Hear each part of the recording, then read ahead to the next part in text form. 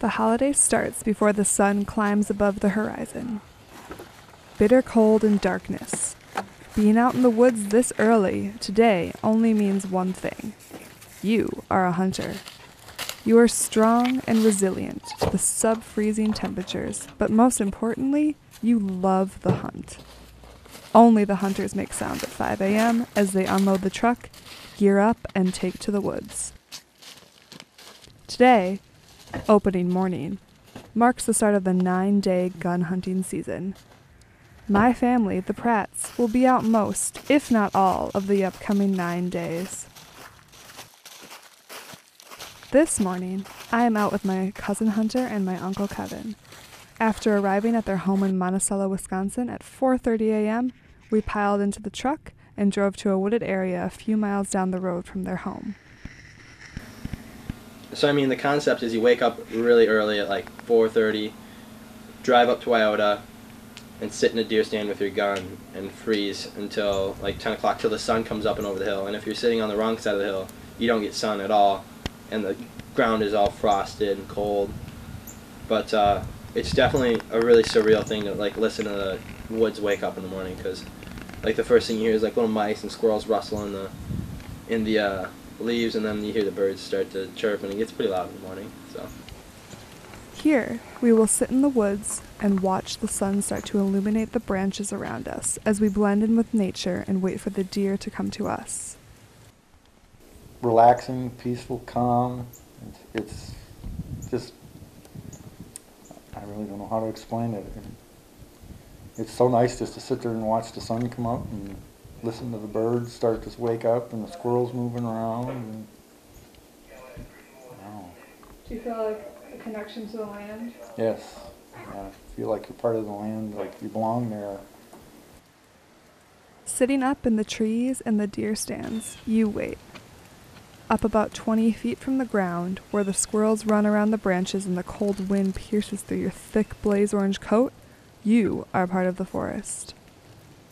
My favorite part is opening morning, going out at 4:30, 5 in the morning before the sun comes up, before the woods even wake up. Go out into the tree stand, freeze my butt off, but sit there and just watch the woods around you wake up. And it's just really nice and so peaceful, and there's no technology, there's no people trying to get a hold of you, there's just relaxing and just watching and listening. And it's kind of amazing how our senses are dulled when you're in the city. Sitting out in the woods at 5 in the morning, you hear every little bird, you hear every little squirrel.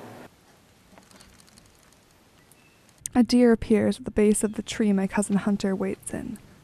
He watches, waiting to get a better shot. But the deer is young, with small horns barely poking out of his head, too young to kill.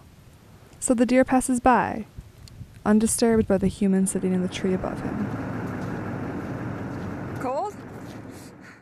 It's now 9:30 a.m. The day is slow so far, so the hunters pack up and head back to the truck.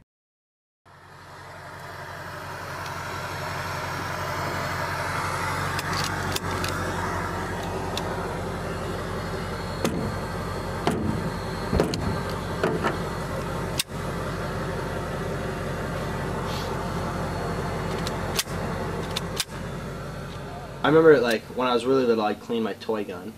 That like my dad would clean his actual gun, and I'd clean my toy gun, and like go up in the quarry and we'd practice shoot, and I'd shoot my fake gun and be like, "Oh, did you see that hole? I just blew a hole in the target." And just be stupid, but that was kind of pertaining. Yeah.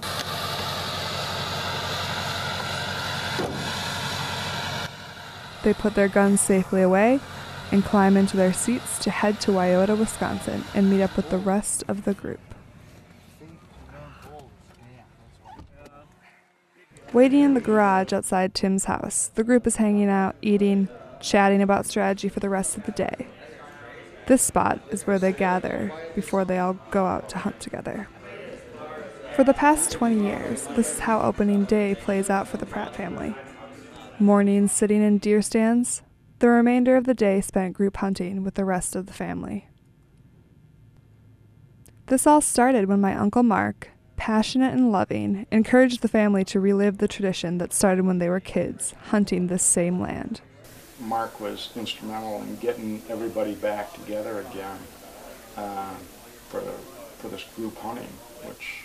And if it hadn't have been for him, I probably never would have came back and hunted with you know, that group. But yeah, Mark had a lot to do with it. You know, he of course Mark was very good at exaggerating, telling us, you know, he could tell some pretty good fish stories, but you know, telling you on the phone that all these monster bucks that he had seen, but you know, to me it wasn't really about that. It was more about, you know, spending time with the family. What does it say? Mark passed away in 2011, and now the hunters honor his memory and continue his hunting legacy by carrying his ashes along with them each year on the hunt. Yeah, I've got shells with Mark's ashes in all my guns so he could hunt with me. And we spread his ashes out where Ryan's old tree stand was. All the timbers we hunted the following year, and we took ashes and spread through. So. But you know, that's what he wanted. He wanted his ashes to be, you know, wherever we were hunting. So I take them along with me and spread them everywhere. So his ashes are pretty much all over that Wyoda area. And it was this really awesome moment that we had the next deer season. The group of us took some of his remains out. We did a little 21 gun salute and shot off our shotguns and spread his ashes and shared some stories and shed a few tears. They take off, rifles ready, truck full of blaze orange clad family members. It does look a lot better though, that's amazing. Yeah, it just needed a little bit of the hunting spirit.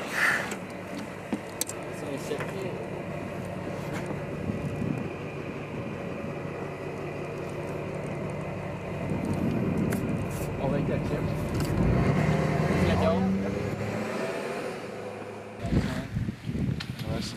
We'll just drive it right down to. The strategy for group hunting is simple. Drive. Drive the deer through the woods. Drive the deer to someone in the group who is positioned, ready. You're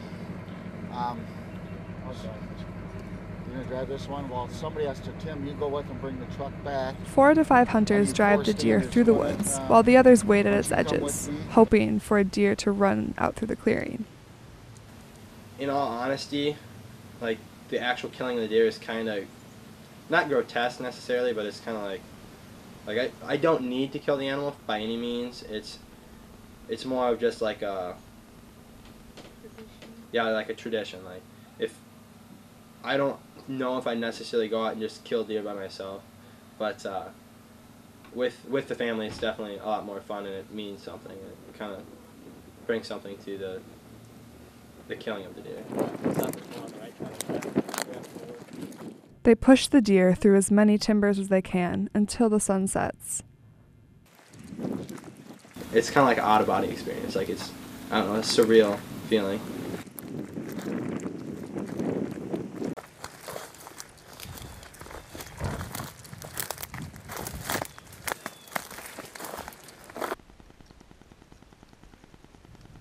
Load, drive, repeat.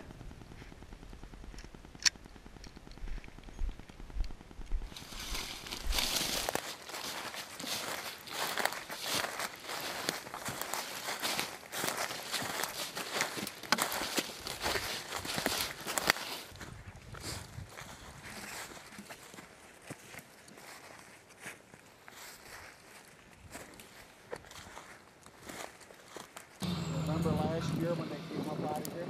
Yeah.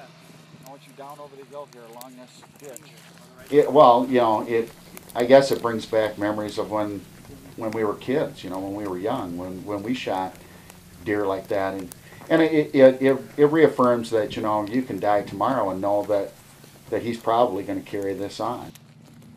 You get through these things, nope. Whoa, hold on. That's in that wood then.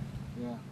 That he's going to, that what my father instilled in me, I've instilled in him, you know, and hopefully if he has a, you know, a daughter or son, that he'll instill that into them, you know. I'd say that it's not just killing an animal. You're not doing it to be cruel. That you have to like look.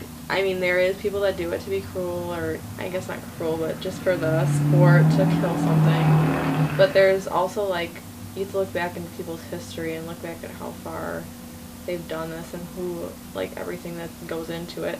Like, they would plan for weeks on about everything and where'd they go and putting up stands, spend so much time on it, and then getting everyone together, like going to Thanksgiving with all of our family. There's like 30 of us there, like all that, and the guys hunting is just like everything put together. That is just a big family. It's not even. It's like an extra.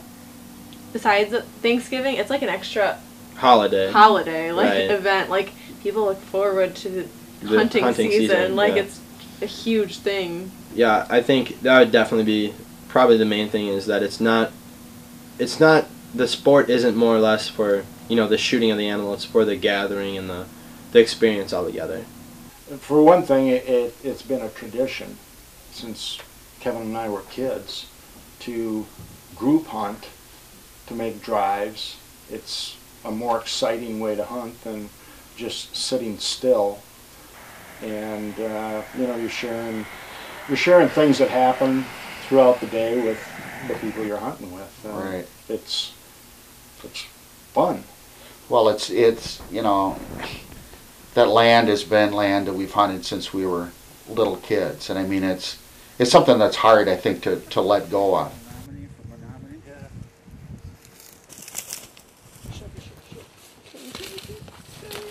The hunters emerged from the last timber. No deer today. But the hunters remain hopeful. No deer today, but there are 8 more days ahead.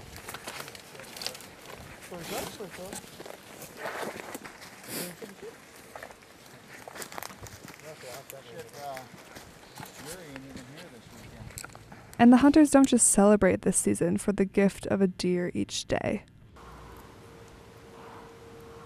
They celebrate the experience, the land, the tradition, the memories, and the gathering of the family each year.